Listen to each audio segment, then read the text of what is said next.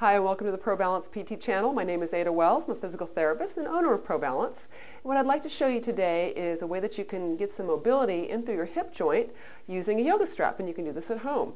I have an 8-foot yoga strap, and basically what I want to do is when the hip gets stiff, ideally within the hip joint it's a ball and socket joint. So you have the socket and the ball. Here's the head of the humerus. So typically what happens is, head of the femur.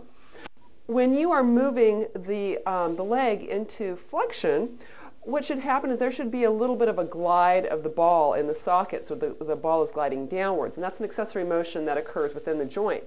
If for some reason you have tightness within some of the capsular tissues, ligamentous tissues, or even muscle, what will happen is that as you rise up, as you lift that leg up, everything will sort of slide up, and so that creates a little extra banging on the top of the joint and some of the structures around that. So we'd like to have that downward glide.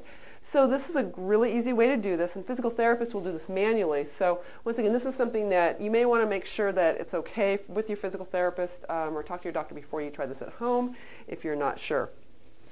So, and I use this oftentimes with my people that have hip arthritis, my golfers who need a little extra hip mobility.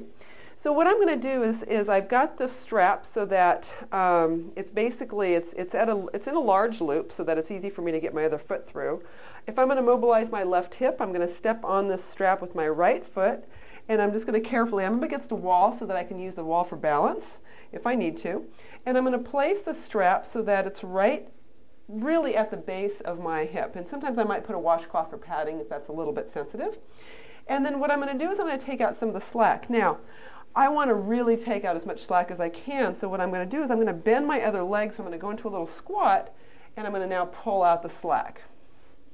Okay, so now when I come to stand up, this is now pushing downwards. You can see why having that extra bit of padding might make it a little more comfortable.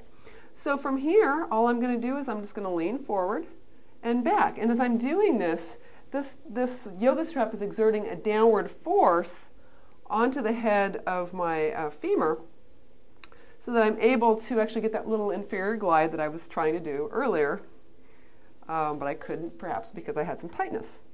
Okay, so I'm going to repeat that about 10 repetitions, and then afterwards, to get out of this gracefully, I would just bend the knee and just go ahead and just release that strap back into its large loop, and then step down so that you don't fall over in the process.